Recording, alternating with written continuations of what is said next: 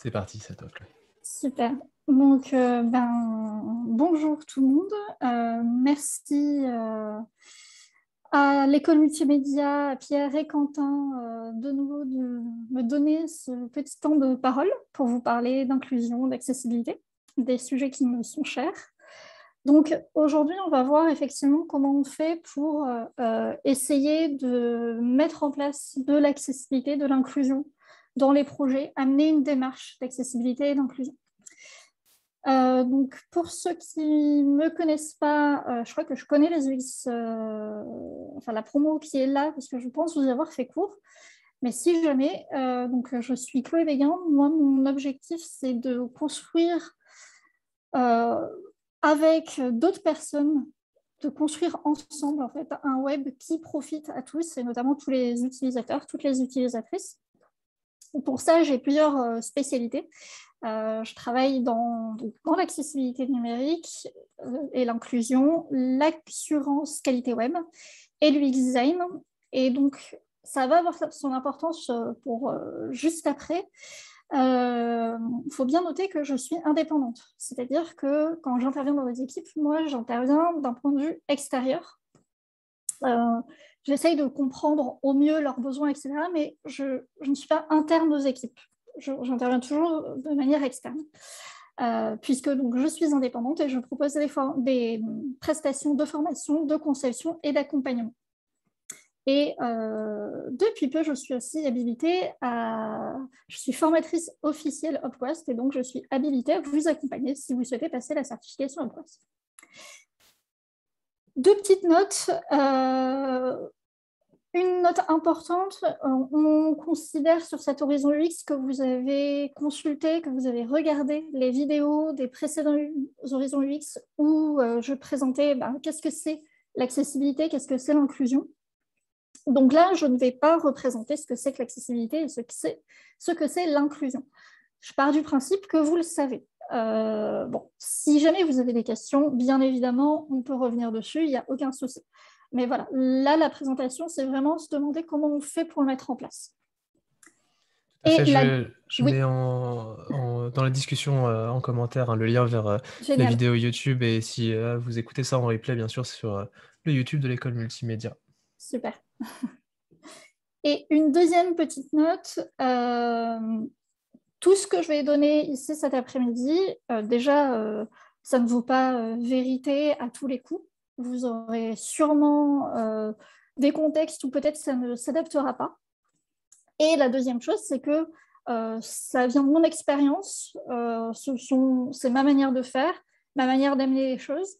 Peut-être que vous en aurez d'autres. Et comme je disais, je suis souvent externe, moi, aux équipes, ce qui veut dire que j'ai potentiellement une posture différente de la vôtre. Notamment là pour les étudiants de l'école multimédia. Je pense que dans votre alternance, très souvent, vous êtes peut-être dans des agences web, en tout cas, vous êtes interne à des équipes. Donc, peut-être que votre manière de faire va être différente de celle que moi, je vais vous présenter aujourd'hui. Et vous aurez peut-être tout un tas d'autres idées pour mettre en place les choses.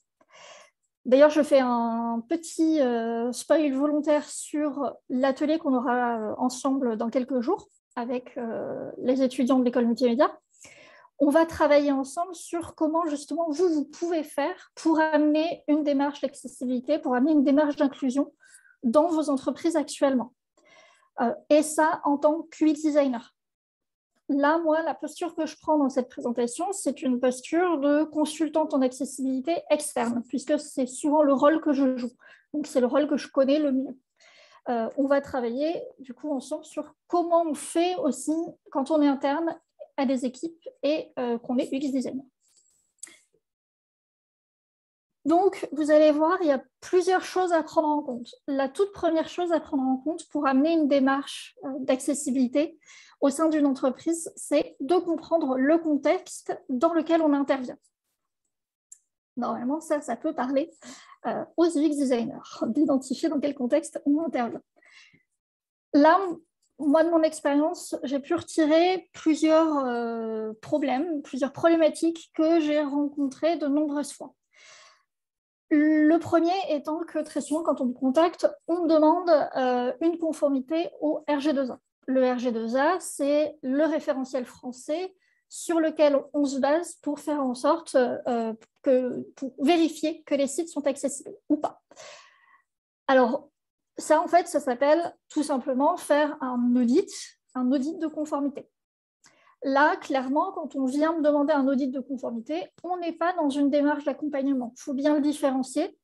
On est dans une démarche où on va venir dire est-ce que oui ou non, le site, l'appli qu'on a produit sont conformes à un référentiel. Ce n'est pas du tout la même approche. Et ça, il faut bien l'avoir en tête.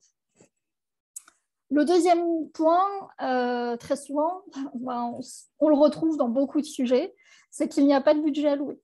Qui dit pas de budget alloué, eh bien forcément, moi, je peux difficilement intervenir, puisqu'on va le voir après, mais il y a tout un accompagnement, une sensibilisation, une formation à mettre en place pour les équipes.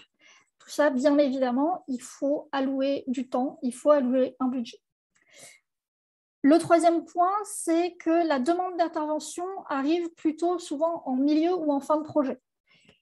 C'est comme pour tout. Si par exemple, en tant que UX designer, on vous demande à la fin d'un projet ou au milieu d'un projet, on veut prendre en compte nos utilisateurs, comment on fait, forcément, ça va moins bien fonctionner et vous allez devoir arriver en disant, là, on aurait pu faire ça ou on aurait pu faire telle autre chose. Et du coup, forcément, vous avez une posture qui n'est pas forcément la mieux écluse. Le dernier point, enfin, il y a beaucoup de problèmes qu'on peut rencontrer à ce niveau-là, mais un des derniers points importants, c'est qu'on nous demande d'intervenir sur un projet donné. La problématique qu'on va avoir avec ça, c'est qu'on va se retrouver avec très souvent des entreprises qui ont de multiples sites, de multiples applis, qui se basent toutes et tous sur les mêmes frameworks, les mêmes design systems, ce genre de choses. Et le problème, c'est que si on n'intervient que sur un projet seul, on va pouvoir peut-être faire les choses, mais ce sera plus compliqué parce que ce sur quoi on se base ne sera pas forcément accessible de base. Et en plus de ça, on va se retrouver dans une situation où on va faire plein d'efforts sur un projet, mais malheureusement, c'est des efforts qui auraient pu être mutualisés sur bien d'autres projets, sur toute la structure, sur toute l'entreprise, sur tout le service public et toutes leurs équipes. Et donc, on perd un petit peu aussi potentiellement de l'intérêt de la démarche. Donc, c'est vrai que quand on intervient, quand on prend un petit peu de hauteur, quand on intervient à un niveau un peu plus large sur plusieurs projets et au niveau de toutes les équipes de conception, là, on va avoir un impact beaucoup plus fort et qui finalement, on parlait de budget juste avant, mais à la fin sera démultiplié sur tous les projets et donc en termes de budget, eh bien, ce sera beaucoup mieux réparti et le retour sur investissement potentiel sera beaucoup plus important. Quelques axes du coup de réflexion, je l'ai dit, intervenir au plus tôt, c'est essentiel. Plus vous intervenez en amont des projets, mieux l'accessibilité et l'inclusion seront pris en compte. Et plus vous aurez un impact important à terme. Essayez d'avoir une approche holistique. Là aussi, eh bien, je le disais, intervenir de manière macro sur toute la structure plutôt que d'intervenir sur un projet donné, d'intervenir auprès de toutes les équipes plutôt que d'une seule équipe projet, on va avoir beaucoup plus d'impact. Allouer du temps pour l'accessibilité et différencier la conformité et l'accessibilité. Ce dernier point, c'est un point essentiel. Je le disais, il peut y avoir deux types de contextes dans lesquels on va nous demander d'intervenir en tant que consultante accessibilité.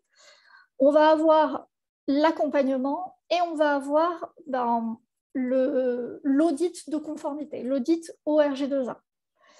Et il faut bien comprendre que ce n'est pas parce qu'on est conforme au ORG2A qu'on est forcément accessible. J'entends par là que quand on répond au RG2A, on va répondre à des critères. Pour autant, on pourrait avoir, et ça arrive, des utilisateurs dans leur contexte qui vont se retrouver dans une situation où ils vont avoir peut-être des difficultés, où ils vont avoir un point de blocage. Surtout que quand on fait un audit de conformité, on va se baser sur un échantillon de pages type. par exemple, la page d'accueil, une page produit, une page du tunnel, une page du tunnel de conversion, une page de contact. Pour autant, peut-être que sur des pages qu'on n'aura pas auditées, puisqu'on audite que des pages types, sur des pages qu'on n'aura pas auditées, il y aura peut-être des problèmes. Mais ça, ce n'est pas grave pour l'audit de conformité. On répondra quand même à la conformité. Pour autant, on pourra avoir des problèmes d'accessibilité. On pourra avoir des endroits où une alternative à une image, par exemple, n'est pas correcte ou qu'on l'ait oubliée. Voilà, ce genre de choses, ça peut être des problèmes que rencontrent les personnes en situation de handicap et qu'elles pourront nous remonter. Si jamais il y a des questions là-dessus, n'hésitez surtout pas sur la différence entre conformité et accessibilité réelle. C'est un point qui n'est pas toujours évident à cerner de base, donc surtout n'hésitez pas. Bah justement, est-ce que tu pourrais expliquer un tout petit peu? Merci.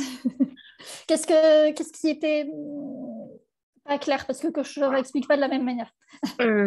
L'accessibilité, c'est bon. Mais du coup, la conformité, ce serait vis-à-vis du produit, en fait? La conformité, quand je parle de conformité, c'est vis-à-vis du RG2A. C'est vis-à-vis des référentiels.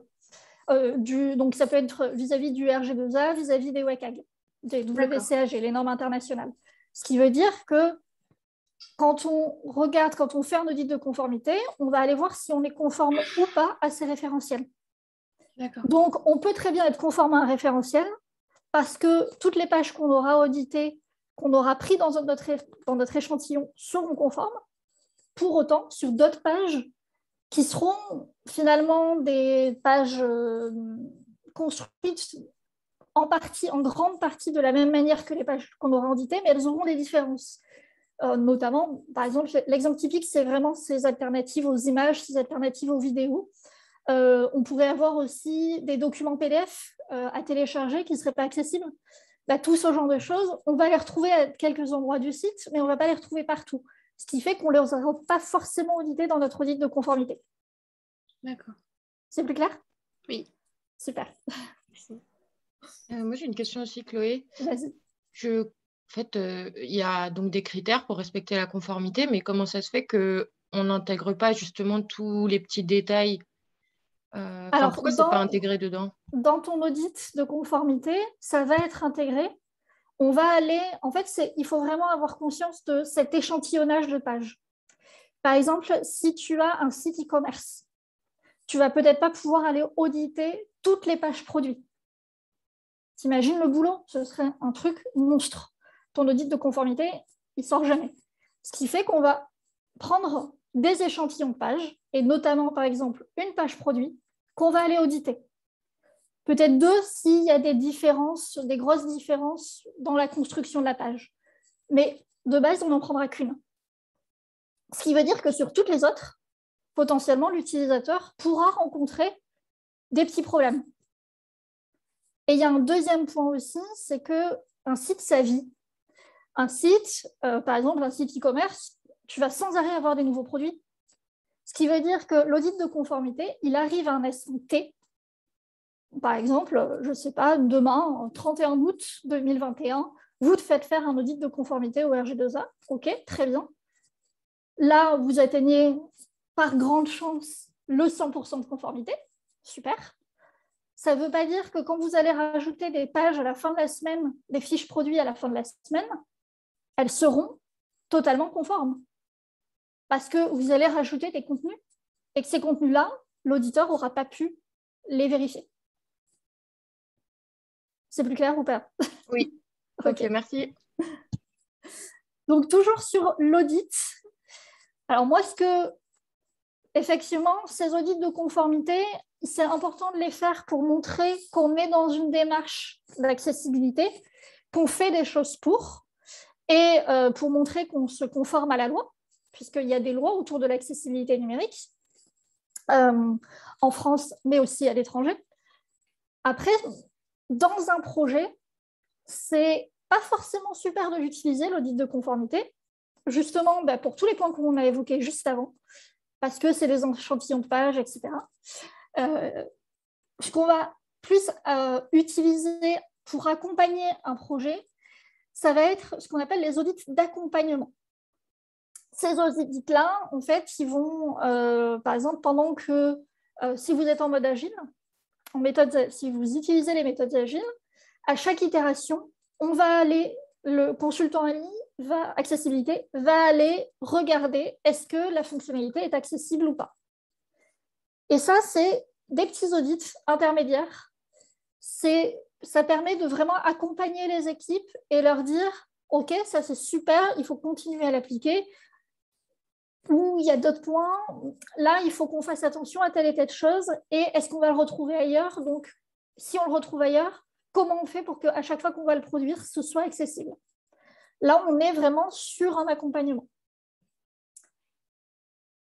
Je le disais, donc un audit de conformité, c'est valable à un instant T. C'est important de bien le mémoriser. Un audit, par contre, d'accompagnement va nous permettre de prioriser les actions, de savoir qu'est-ce qui est le plus facile à corriger, mais aussi qu'est-ce qui va avoir le plus d'impact pour nos utilisateurs, qu'est-ce qu'on va retrouver partout. Par exemple, un menu, s'il n'est pas accessible, ça peut poser de gros problèmes. Donc ça, en termes de priorité pour l'utilisateur, c'est quelque chose qu'on va corriger dans les premiers temps. Donc voilà, un audit peut nous aider vraiment à faire ça. Et donc, je le disais, conforme ne veut pas dire accessible. Ce sera effectivement accessible s'il n'y a plus de points bloquants et si les utilisateurs peuvent effectivement utiliser votre service, votre produit sans difficulté. Par exemple, réserver un billet de train, ça peut être possible à faire. Donc, vous aurez atteint un premier niveau d'accessibilité. Par contre, si on met 2 heures à le faire, ce ne sera pas utilisable. Donc, on ne peut pas estimer que le travail est fini. On peut, voilà, même si on peut faire l'action, si on met du temps à la faire, pour l'utilisateur, ce n'est pas l'idéal. Donc, ce sera des choses qu'il faudra retravailler en termes d'accessibilité. Attention également à ne pas être jugé partie. Alors ça, c'est un point super important quand on fait de l'accompagnement projet. Personnellement,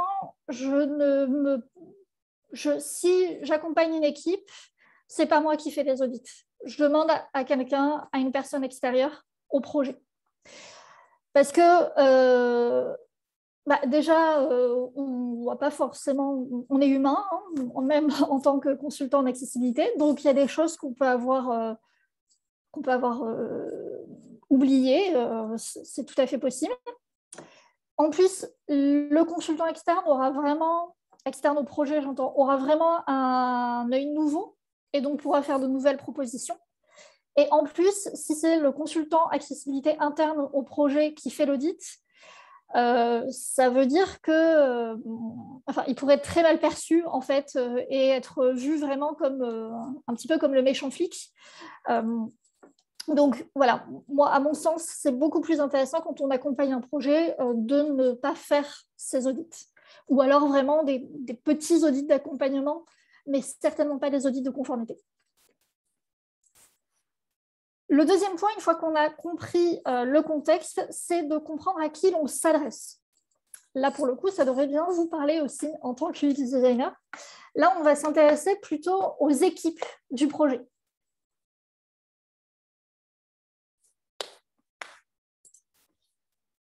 Parce qu'effectivement, quand on va avoir une démarche de mise en accessibilité, d'inclusion sur des projets, l'équipe est évidemment essentielle puisque c'est elle qui fait le boulot. Et ce qu'on peut remarquer de prime abord quand on arrive dans un projet, il peut y avoir plusieurs problématiques. D'abord, ça m'est déjà arrivé que des personnes aient eu une nécessité de répondre à des référentiels, que ce soit dans des précédents projets, que ce soit des référentiels de sécurité, d'accessibilité, de performance, de RGPD par exemple. Et ce sont des démarches qui ont pu, par le passé, être très mal perçues, très mal vécues par les collaborateurs. Donc, ça, c'est important de les prendre en compte parce que quand qu'on amène un nouveau sujet, là en l'occurrence l'inclusion, l'accessibilité, quand on arrive avec ces nouveaux sujets, on peut arriver dans un contexte où les personnes ont effectivement eu des mauvaises expériences et donc être de fait immédiatement mal perçues. Donc ça, c'est quelque chose qu'il faut savoir, auquel il faut s'attendre et qu'il faut savoir identifier. Le deuxième point autour des équipes qui peut être parfois très dérangeant, c'est qu'il peut y avoir un turnover, surtout sur les gros projets qui durent longtemps. Un projet qui dure longtemps, on ne va pas toujours avoir la même équipe.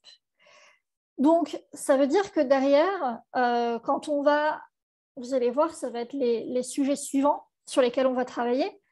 On va travailler sur la sensibilisation et la formation notamment. Eh bien, quand on a des nouveaux arrivants dans un projet, forcément, ils n'ont peut-être pas eu de formation, ils n'ont peut-être pas eu de sensibilisation. Donc, c'est tout un tas de nouvelles connaissances qu'il va falloir de nouveau apporter, toute une sensibilité qu'il va falloir de nouveau apporter. Donc, c'est vraiment important de le prévoir, de l'avoir en tête et de se demander comment je fais s'il y a telle personne qui est experte, par exemple, si j'ai un expert UX designer et accessibilité, comment je fais s'il s'en va et qu'il est remplacé? Qu'est-ce qui se passe pour mon projet? Également, il y a des fois des entreprises, des services publics, des assos qui mettent en place des équipes dédiées et temporaires à l'accessibilité pour un projet donné, parce qu'il faut absolument que ce projet-là réponde aux exigences de l'accessibilité et de l'inclusion. Ça, il faut faire attention avec ce type de démarche. Toujours pareil, essayer d'avoir une démarche plutôt holistique et donc une démarche qui soit pérenne dans le temps. C'est peut-être dommage de mettre en place une équipe dédiée à l'accessibilité qui va engranger tout un tas de connaissances, mais qui plus tard ne vont plus les utiliser. Donc le mieux, c'est d'essayer d'essaimer ces connaissances au maximum dans toutes les équipes. Et le dernier point au niveau des équipes, c'est que très souvent, les décideurs ne sont que peu impliqués ou pas impliqués. Et ça veut dire que s'il n'y a que les équipes projets qui sont investies, qui sont impliquées dans cette mise en accessibilité, le décideur derrière, c'est lui qui décide le budget, c'est lui qui décide les temps alloués au projet, typiquement. C'est lui qui décide des choix importants. Ce qui fait que s'il n'est pas au courant de cette démarche d'accessibilité, s'il n'y est pas sensibilisé, vous risquez d'avoir des gros blocages et des grosses incompréhensions surtout entre les décideurs et les équipes projet. Donc pour ça, plusieurs axes de réflexion. Déjà, ça va être important de gommer la notion de danger et d'aller vers l'opportunité. Je vous parlais d'appropriation, de mauvaises expériences passées. Donc, ce point-là est important pour ça, parce que ça peut être, c'est quelque chose qui peut être difficile, car chacun, effectivement, a sa propre représentation du projet. Deuxième point, adapter sa communication en fonction de ses cibles. Évidemment que quand on arrive dans un projet et qu'on vient parler d'accessibilité, on ne va pas parler de la même manière aux UX et aux devs, par exemple, mais de la même manière, on ne va pas parler aux services juridiques, aux RH, aux décideurs, aux commerciaux. Il va falloir réussir à trouver les arguments pour chacune de ces cibles. Qu'est-ce qui va les toucher en priorité pour faire en sorte que cette mise en place de l'accessibilité avance le mieux possible. Répondre surtout au pourquoi de chacune des parties prenantes, de chacun des collaborateurs, ça permet de donner du sens et donc d'impliquer les personnes. Et bien évidemment, responsabiliser. Un point extrêmement important, le consultant en accessibilité ne va pas vous garantir que votre site, votre appli, à la fin, sera accessible. On est là pour donner des moyens. On n'est pas là pour donner un résultat. Le résultat, ce sont les équipes qui le fournissent. Ça dépend du boulot des équipes. Si, par exemple, dans les équipes, j'ai un UX, un dev, un SEO qui n'ont pas du tout envie de travailler l'accessibilité, ça n'arrive pas souvent, hein. Mais s'il y a une personne comme ça qui n'a pas du tout envie de le faire, on ne peut pas bosser à sa place. C'est lui l'expert de son métier. Moi, typiquement, je ne suis pas développeuse. le développeur, je l'ai en face de moi, je viens l'accompagner, je viens le conseiller. Donc, c'est important de responsabiliser vraiment les personnes et de leur faire comprendre quel impact ils ont sur le projet et sur l'accessibilité. Pour qu'un projet fonctionne, il faut donc avoir une bonne équipe. Donc, cette équipe est évidemment constituée de l'équipe projet. Et c'est important d'essayer d'avoir des relais. C'est une chose qui peut être hyper intéressante à faire. Essayez dans chaque équipe, dans les équipes UX, dans les équipes UI, dans les équipes dev, d'avoir un relais, quelqu'un qui est un petit peu le référent accessibilité de son équipe, même si il n'a pas toutes les connaissances, etc. Mais en tout cas, quelqu'un vraiment qui sera moteur pour cette démarche. Bien évidemment, aussi le chef de projet ou le PO, Product Owner, qui est garant des objectifs de tout le projet et donc des objectifs d'accessibilité. Il pilote et il fait le pont entre les équipes et le consultant accessibilité. Le consultant, la consultante accessibilité. Je précise, vous verrez souvent écrit A11Y, c'est parce que c'est un numéronyme qu'on utilise en accessibilité. Parce que accessibilité, c'est un long mot, donc ça nous permet de raccourcir un petit peu. Si vous avez fait un peu de veille sur l'accessibilité, vous avez pu le voir passer, parce que notamment, c'est le hashtag qu'on utilise pour parler d'accessibilité, par exemple, sur Twitter. Évidemment, donc, le consultant accessibilité qui sensibilise, forme et accompagne les équipes. Et surtout, ne pas oublier les contributeurs qui sont eux aussi formés à l'accessibilité. On les oublie assez souvent et malheureusement, ils vont avoir un impact très fort sur l'accessibilité puisque dans la vie du site, c'est principalement eux qui vont intervenir. On le disait tout à l'heure, des nouvelles fiches produits, des nouveaux contenus, c'est eux qui les mettent en ligne. C'est eux qui s'occupent des sous-titrages de vidéos, c'est eux qui s'occupent des alternatives aux images, etc., etc. C'est eux qui créent des nouveaux articles de blog aussi. Donc, si dans leur quotidien, ils ne savent pas qu'ils peuvent avoir un impact très important sur l'accessibilité et sur l'inclusion, évidemment que tout le site, tout l'appli va en être dégradé. On parle, vous en avez peut-être déjà entendu parler d'ailleurs, on parle notamment d'écriture inclusive. Ça a évidemment un impact très fort sur l'accessibilité, sur l'inclusion. Un point que je voulais aborder aussi concernant l'équipe, ça peut être super intéressant d'avoir une ou des personnes en situation de handicap, d'avoir une ou des personnes qui ne sont pas caucasiennes, d'avoir des hommes, d'avoir des femmes, d'avoir une équipe qui soit la plus diversifiée possible. Attention par contre quand vous concevez, parce que ça peut effectivement vous apporter une grande ouverture d'esprit, vous faire remarquer que, ah oui, je n'avais pas pensé, moi, en tant que, je ne sais pas, homme blanc de 30 ans sans handicap, qu'on pouvait, par exemple, vouloir naviguer au clavier ou qu'on pouvait utiliser une synthèse vocale ou qu'on pouvait, des fois, se sentir mal à l'aise sur un site parce qu'on est une femme et pas un homme. Par contre, attention, parce que ce n'est pas parce que vous avez typiquement une personne non-voyante dans votre équipe que vous allez réussir à répondre à toutes les situations possibles des personnes en situation de handicap. Une personne non-voyante ou une personne malvoyante auront déjà des contextes d'usage différents l'une de l'autre. Il y en a une qui va peut-être utiliser un lecteur d'écran et une autre un zoom d'écran. C'est des contextes différents qui demandent des adaptations, qui demandent des conceptions assez spécifiques et donc qui demandent d'avoir différentes attentions en fait. Donc ce n'est pas parce que vous concevez pour votre collègue Zoé qui est à côté de vous et qui est non-voyante que vous allez forcément être accessible. Voilà, c'est important d'y faire attention. Mais c'est super intéressant de travailler avec des personnes en situation de handicap. Et d'ailleurs, dans dans le domaine du numérique, dans le domaine du web, de la conception d'appli, vous ne le savez peut-être même pas, mais peut-être que parmi vos collègues, il y a des personnes en situation de handicap. Je rappelle que 80% des handicaps sont invisibles. Ce qui veut dire que, vous ne le savez peut-être pas, mais parmi vos collègues, il y a peut-être des personnes qui sont daltoniennes, par exemple. Il y a peut-être des personnes qui ont des troubles 10 ou ce genre de choses, des troubles de l'attention, etc., etc. Donc,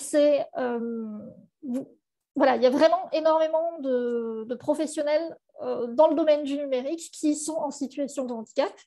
J'en suis la preuve. Je vous fais une conférence aujourd'hui. Je suis à mon compte. Je suis formatrice. J'accompagne des projets. Et je suis aussi malvoyante. Voilà. Pour autant, ça ne m'empêche absolument pas de travailler. Bien au contraire. Ça pose aucun souci. Le troisième point, ça va être la sensibilisation. Ça, c'est un point clé parce que quand vous arrivez dans un projet, si vous arrivez avec vos gros sabots et que vous dites ouais, super, allez, on va faire accessible, allez, on y va. Si vous n'expliquez pas aux gens, je le disais tout à l'heure, il faut expliquer aux gens pourquoi. Et il faut comprendre dans quel contexte vous arrivez. Donc, cette sensibilisation va vous permettre, en fait, de faire le lien entre tout ce que vous aurez compris avant, des gens, du contexte. Vous allez vous en servir pour amener le sujet de la manière la plus fluide possible auprès des équipes. Quelques problèmes qu'on peut rencontrer quand on fait aussi de la sensibilisation. Le premier, et qu'on va faire tout ce qu'on peut pour résoudre quand on fait notre sensibilisation, ça va être la méconnaissance et les tabous autour du handicap. Combien de fois je suis arrivée dans des équipes et qu'on me dise très étonnée « Ah, mais une personne non-voyante peut naviguer sur le web? Vraiment ?» Ben oui. Donc, cette connaissance, il faut venir l'amener, il faut l'amener aux gens. Il y a aussi beaucoup de tabous autour du handicap.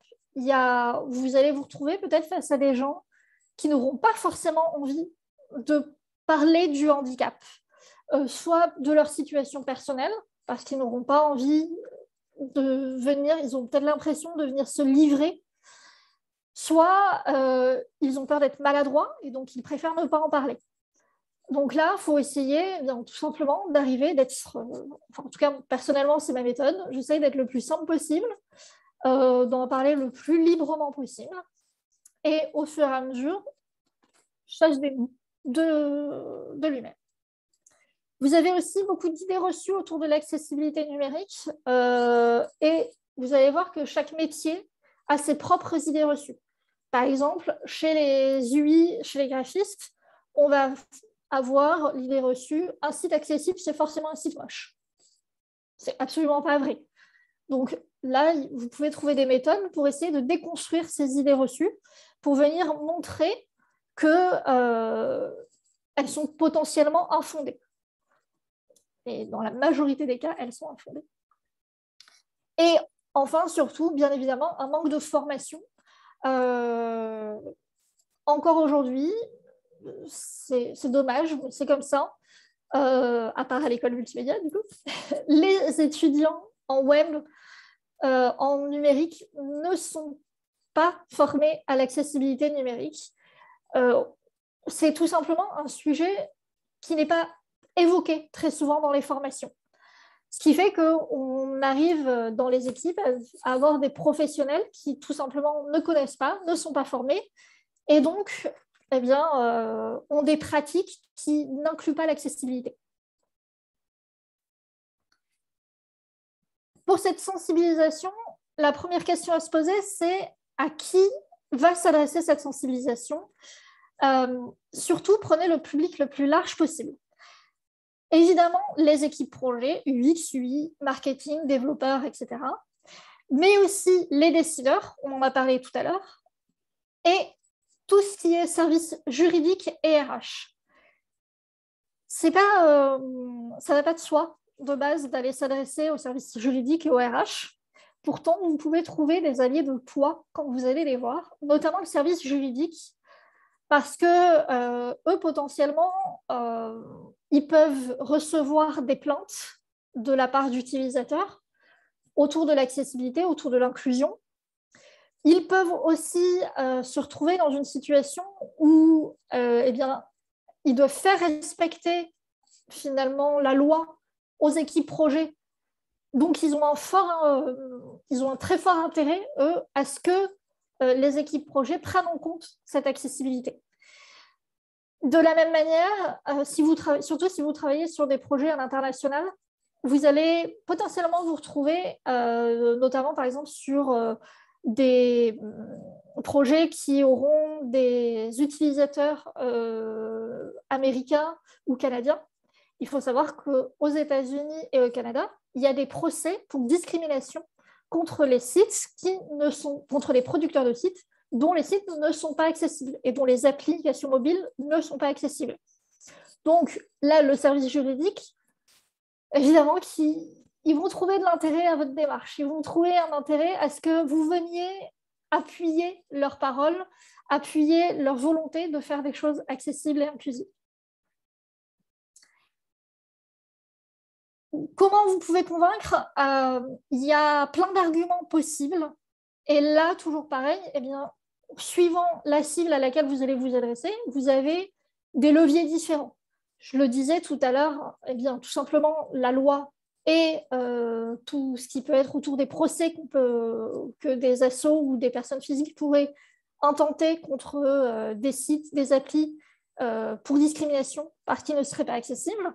Mais vous avez bien évidemment aussi tous les chiffres du handicap, 20 à 30% de la population qui est en situation de handicap, typiquement.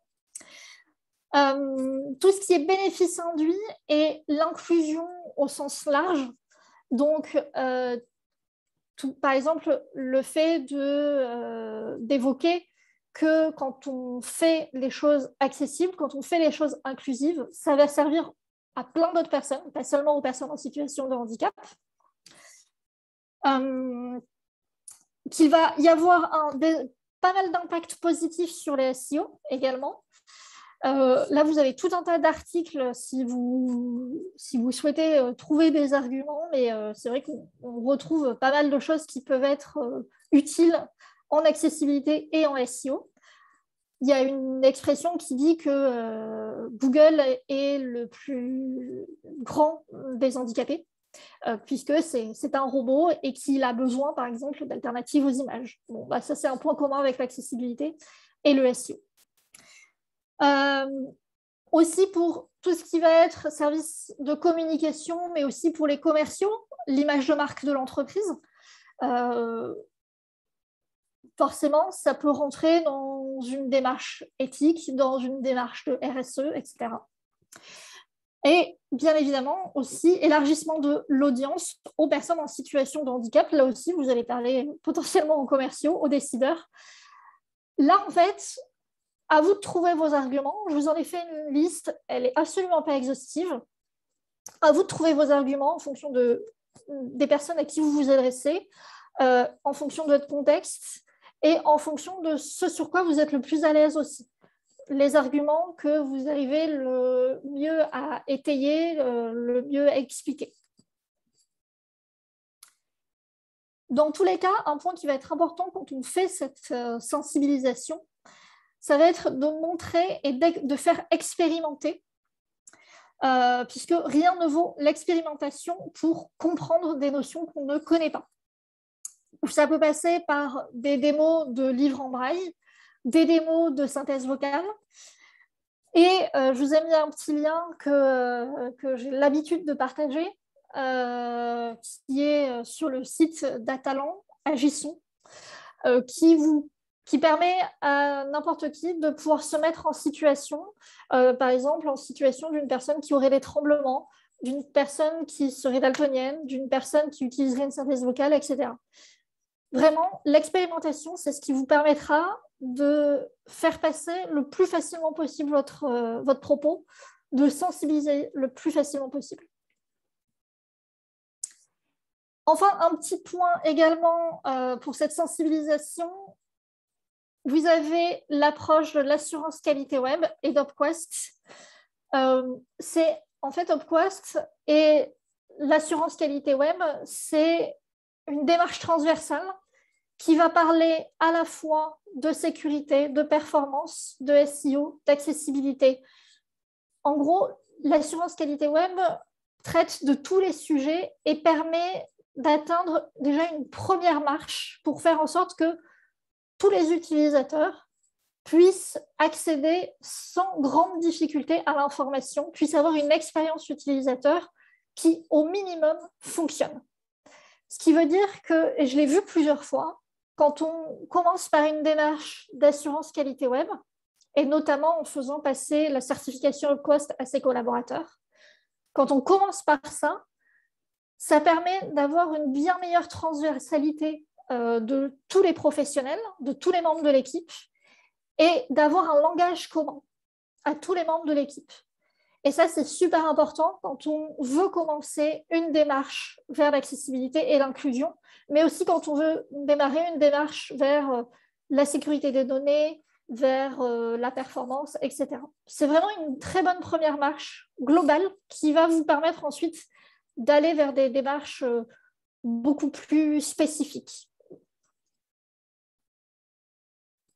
Je vous invite à aller voir le site d'UpQuest et la certification si vous ne les connaissez pas.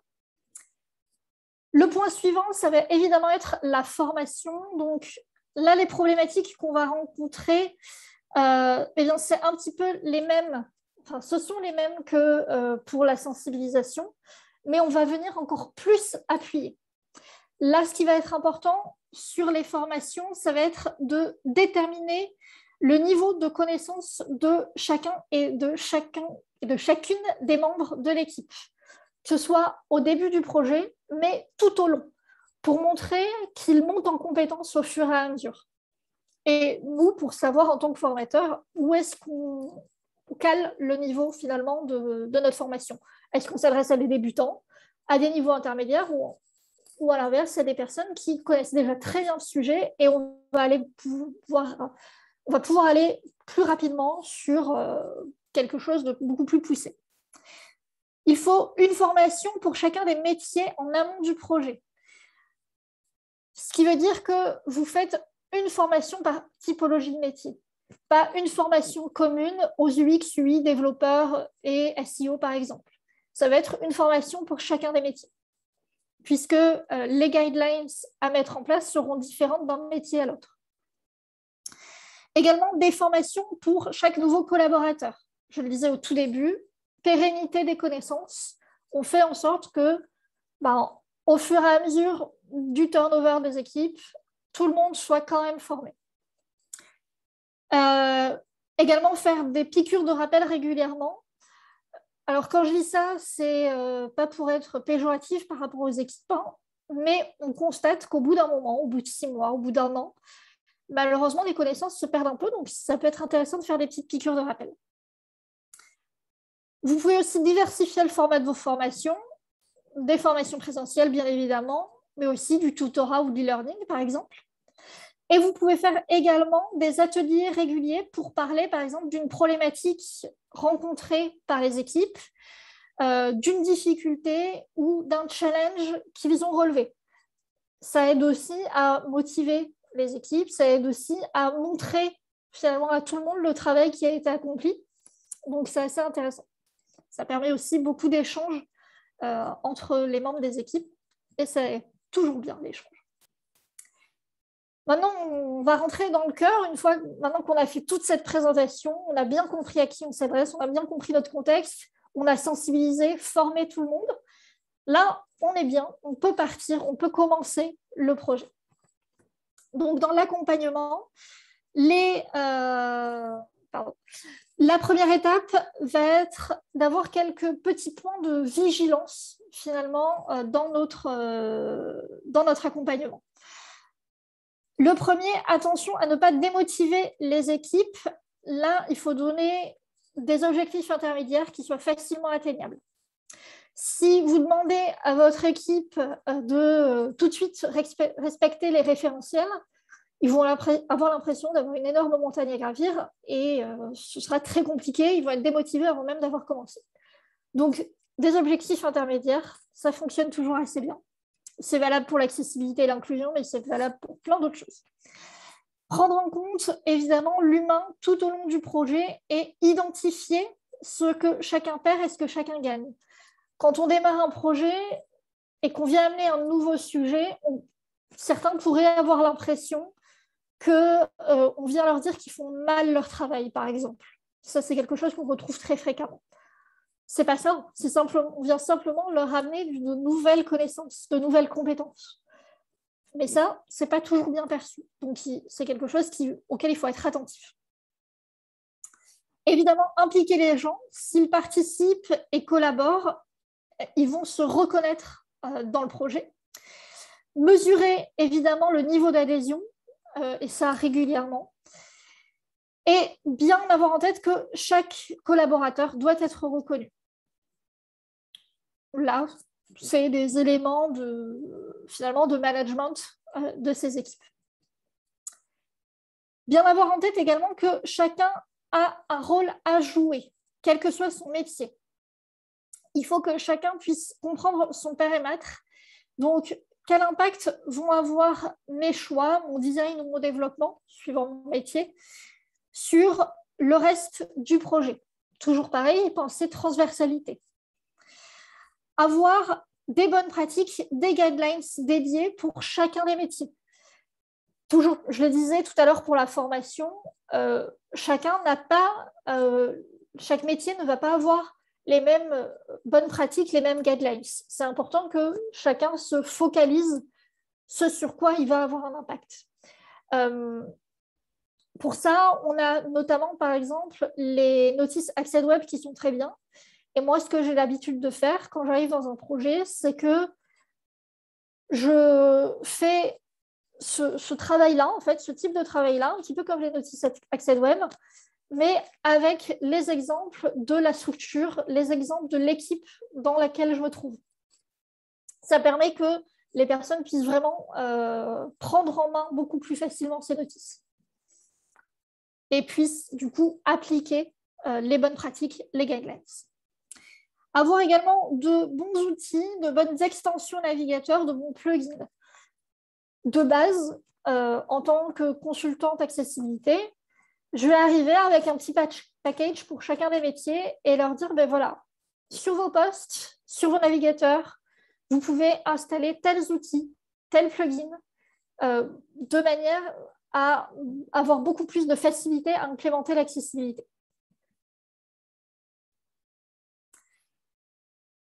Pour commencer également, avoir des bases saines, identifier les outils qui vont être régulièrement utilisés par l'entreprise, par les équipes, comme par exemple les design systems, les frameworks, les librairies utilisées par les équipes.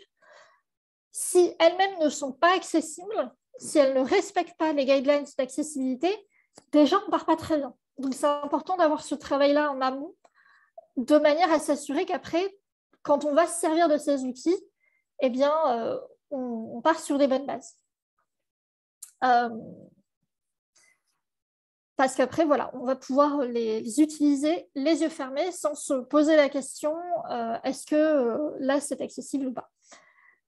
Et notamment, si on ne fait pas ce travail-là, ça va faire qu'on va se retrouver avec des erreurs, des oublis qu'on va retrouver sur finalement tous les sites, toutes les applis qu'on va produire. Donc, c'est dommage. Gagnons du temps. La documentation, alors là, je ne prêche pas du tout pour ma paroisse, mais le fait de documenter, l'objectif, ça va être de pouvoir se passer des référents et des consultants en accessibilité potentiellement.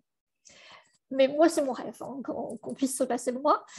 Ça voudra dire que le jour où on peut se passer de moi, ça voudra dire que tous les consultants en accessibilité, on aura super bien fait notre boulot et que tout le monde aura appris à bras le corps l'accessibilité et l'inclusion comme des sujets essentiels à leur projet. Donc, ce sera super à ce moment-là. J'irai me dorer au soleil. Et donc, avoir en tête qu'on ne peut pas amener les équipes directement sur les WCAG, sur le RG2A.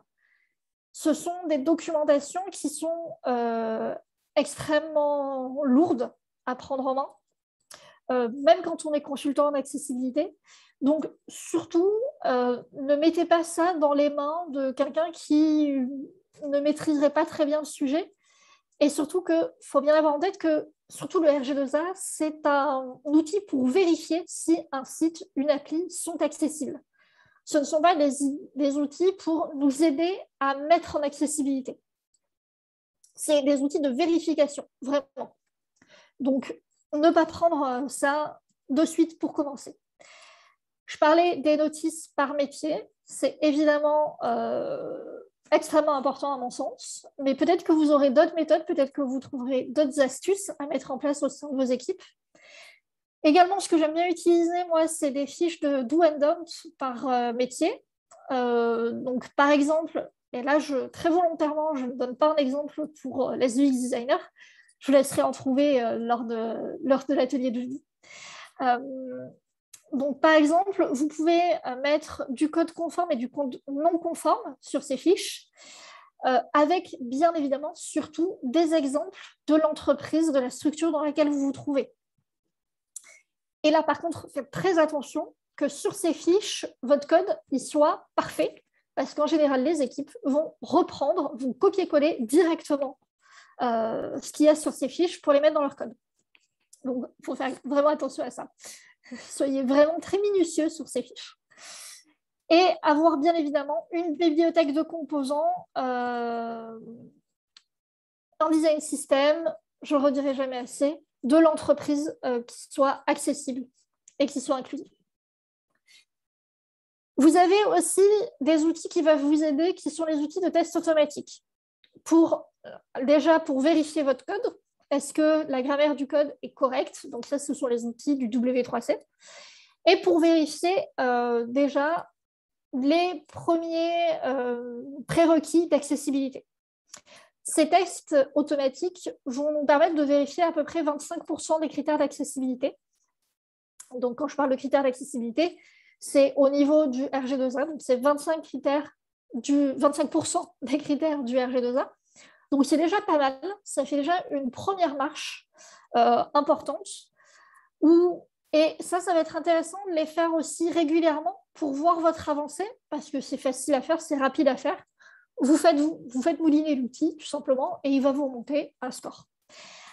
Mais il faut bien avoir en tête que ce ne sont que 25% des critères. Ce qui veut dire qu'ensuite, vous allez devoir travailler sur les 75% restants. C'est aussi un bon outil pour donner une visibilité, une première visibilité aux décideurs, parce que vous allez pouvoir leur monter des chiffres. Et ça, les décideurs, ils aiment bien. Ce qui ne voudra pas dire, j'insiste là-dessus, que quand vous aurez 100% de tests automatiques validés, vous serez accessible. Pas du tout. Ça veut simplement dire que vous aurez franchi une première marche. Vous pouvez aussi faire des ateliers régulièrement entre les parties prenantes. Donc, selon le fonctionnement de votre équipe, moi, ce que j'aime bien faire, c'est un atelier toutes les semaines ou un atelier tous les 15 jours à peu près.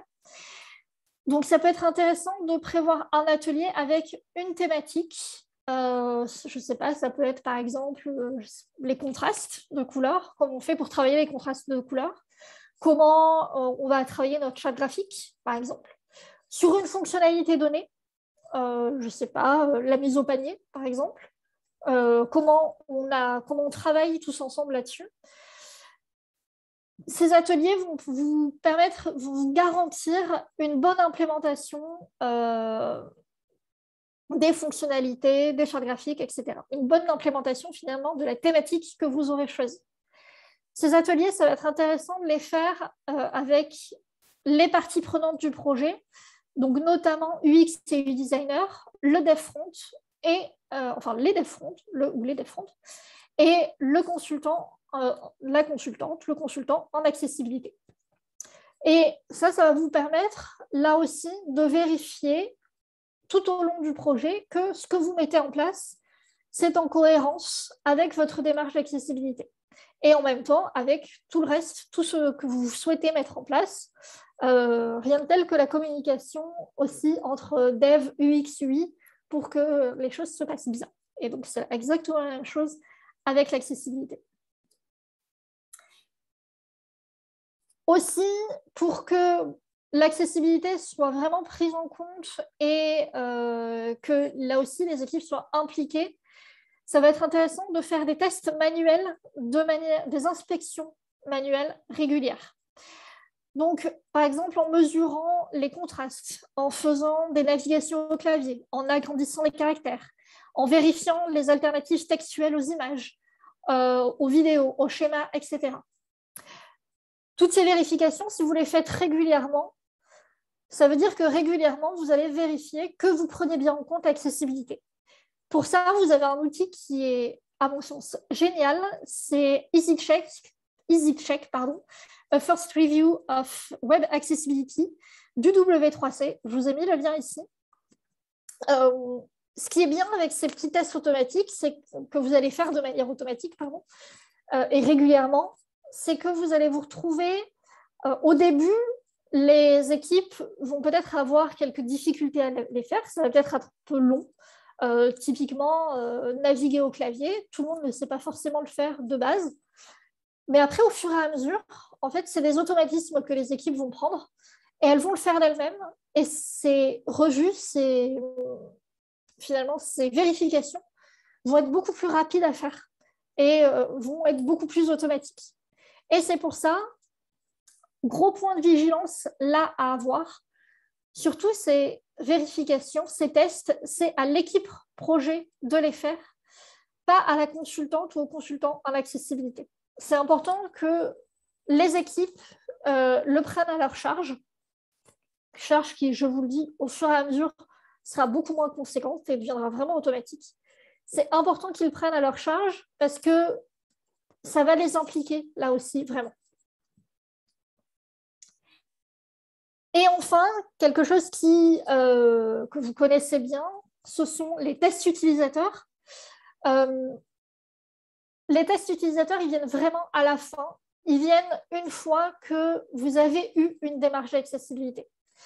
Ça va vous permettre, on le disait tout à l'heure, de différencier cette notion justement de conformité et d'accessibilité réelle. Ça va vous permettre de vérifier que des personnes en situation de handicap, avec des multiples contextes d'usage, peuvent effectivement utiliser de manière fluide, sans blocage, votre appli, votre site. Là, il y a quelques petites bonnes pratiques à avoir. Évidemment, ne pas faire ces tests sur des sites qui sont totalement inaccessibles. Avoir un panel différent de différents types de handicap, c'est ce qu'on disait tout à l'heure. Une personne malvoyante et une personne non-voyante ne vont pas avoir les mêmes contextes d'usage et donc ne vont pas avoir les mêmes besoins. Et donc les mêmes blocages. Également, aller à leur rencontre et rester dans leur environnement et garder leur matériel et leur technologie d'assistance. Surtout, ne faites pas faire ces tests à des personnes qui ne seraient pas en situation de handicap et qui viendraient utiliser un lecteur d'écran, par exemple. Dans ce contexte-là, les personnes n'ont pas l'habitude d'utiliser une synthèse vocale, alors qu'une personne en situation de handicap non-voyante va avoir cette habitude et aura donc des automatismes. Voilà, donc c'est important vraiment de se mettre, de faire ces tests avec des personnes en situation de handicap qui ont l'habitude d'utiliser leurs outils et qui ont l'habitude aussi de rencontrer certaines problématiques, certains points bloquants, puisque c'est des choses qu'elles vont aller vérifier automatiquement, excusez-moi, et qu'elles vont, parce qu'elles les rencontrent en fait très souvent, et que c'est très souvent des points bloquants pour elles. Donc il y a des choses qu'elles iront voir beaucoup plus rapidement et beaucoup plus facilement que des personnes qui ne seraient pas en situation de handicap. Quelques points à garder en tête pour une mise en place d'une démarche d'accessibilité et d'inclusion. L'humain est évidemment essentiel. Les responsabilités sont partagées et toute l'équipe est concernée. C'est donc une démarche d'amélioration continue, non un objectif à atteindre à un instant T. Surtout, vraiment garder en tête que si vous le faites pour un projet, autant pour le faire pour tous vos projets. Surtout que ça permettra de réduire les coûts au global. Et enfin, il est indispensable de voir l'inclusion dans tout son écosystème. Effectivement, l'inclusion, l'accessibilité, c'est un sujet parmi d'autres. Vous avez tout un tas d'autres sujets. Vous avez la sécurité, vous avez la performance, vous avez l'expérience utilisateur, vous avez le RGPD, etc. etc. L'accessibilité est un sujet. Ce que j'essaye de faire personnellement quand j'arrive dans une équipe, c'est de ne pas venir et de dire l'accessibilité, c'est le sujet le plus important. C'est un sujet extrêmement important, mais il y en a d'autres et il faut en avoir conscience et il faut être capable de discuter avec les autres personnes en charge de ces sujets-là aussi. Et pour ça, j'y reviens, mais OpQuest est un très très bon outil et la certification est un très très bon outil. Et donc, en ouverture, eh bien, c'est votre atelier de jeudi. On va voir ensemble comment vous pouvez faire en tant que UX designer pour amener ces sujets dans vos entreprises. Donc, l'idée, ça va être de vraiment se mettre dans votre contexte à vous et de refaire un petit peu ce fil conducteur que j'ai fait avec vous aujourd'hui et voir, vous, sur quels leviers vous pouvez insister, quels arguments vous pouvez mettre en place, quels outils vous pouvez mettre en place, etc. etc. Et eh bien, je suis à votre disposition si vous avez des questions. Du coup, je n'ai pas vu s'il y avait des questions dans le chat.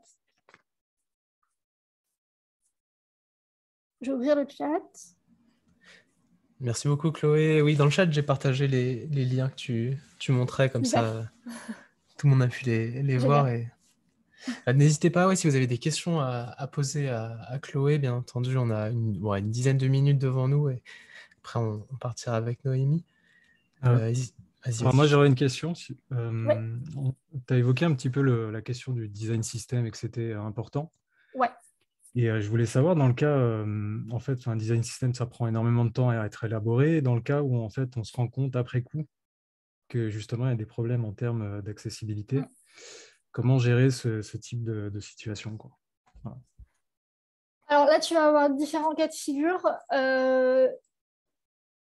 On peut être, en tant que consultant accessibilité, on peut être consulté, justement, pour rendre un design system inclusif et accessible. Là, de la même manière, c'est comme pour tout projet, plus on débarque tôt pour le rendre accessible, mieux c'est. Mais si on débarque après coup, là, en fait, ce qui va être intéressant de regarder, c'est qu'est-ce qui va avoir le plus d'impact, qu'est-ce qu'on va retrouver le plus souvent. Toujours pareil, c'est une question de priorisation. Finalement, on va aller faire un petit audit du design system et on va regarder quels sont les problèmes qu'on retrouve le plus souvent, quels sont les problèmes les plus bloquants. Et donc là, on va essayer de résoudre ces problèmes avec les équipes. Et de la même manière, si on intervient dans un projet qui utilise un design system, mais qu'on n'a pas la main sur ce design system, là, on va essayer, pareil, en amont du projet, d'identifier les problèmes potentiels sur ce design system et donc se noter des points de vigilance à avoir dans la mise en place du projet. D'accord. Voilà. Et du coup, une fois qu'on a identifié les points, est-ce qu'il vaut mieux reprendre le design system de A à Z ou faire une version du design system destinée... Alors surtout, ça c'est comme pour tout projet, et c'est ce que je disais, l'idée c'est d'être dans une démarche d'amélioration continue. Il y a des choses que tu vas pouvoir mettre en place facilement et rapidement, et qui auront beaucoup d'impact. Celles-là, c'est les choses à faire en priorité. Si tu as moyen de modifier ton design system en même temps, vas-y. C'est vraiment la priorité. Ensuite, il va y avoir des choses qui seront plus difficiles à mettre en place, mais qui ont un gros impact pour les utilisateurs. Tu les traites en second, parce que c'est un gros impact, mais ça va peut-être prendre du temps et donc du budget. Donc ça, tu les traites dans un deuxième temps. Mais surtout, ne repars pas de zéro, parce que tu as une base. Vaut mieux reprendre une base et aller vers de l'amélioration que de tout refaire de zéro. Parce que, en attendant, tu fais quoi? Si tu repars de zéro, qu'est-ce qui se passe pour le reste des projets à côté? Ils n'utilisent plus le design system? Comment ils font pour avancer sans un design system? Tu vois l'idée? L'idée, c'est pas de tout mettre d'arriver et de tout mettre à la poubelle, ce qui a été fait. D'accord. Déjà, tu seras super mal perçu. On va te détester, qu'on soit clair. Et en plus, il faut que le reste du monde vit autour de toi, en fait. Et en l'occurrence, autour de moi en tant que consultante en accessibilité. Donc, voilà, il faut vraiment essayer de s'intégrer au maximum plutôt que d'aller contre les gens. D'accord, ok. En tout cas, c'est ma philosophie. Après, c'est ce que je disais au début. C'est ma façon de faire. Il y en a sûrement d'autres. Il y en a peut-être qui sont meilleurs. J'en sais rien. Mais moi, en tout cas, j'ai l'habitude de fonctionner comme ça parce que, justement, la manière dont je vais être accueillie dans les équipes va déterminer ensuite comment va se passer tout le projet, en fait. Et tout au long, comment je vais être perçue. Si dès le début, je suis détestée, moi, j'aime pas trop ça. Ouais, effectivement, ouais. Okay. Mais chacun sa vision après. Ok, bah merci beaucoup. De rien. Il y a d'autres questions?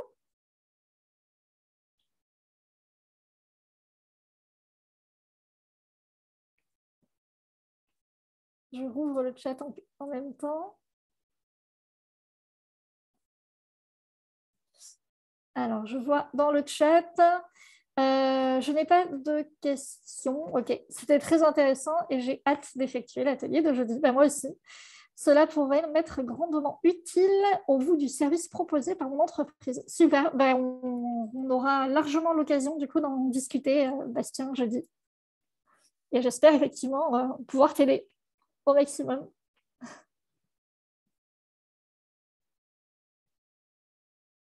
Est-ce qu'il y a d'autres questions? Sinon, je vais vous laisser prendre votre poste parce que je crois que Noémie ne va pas tarder.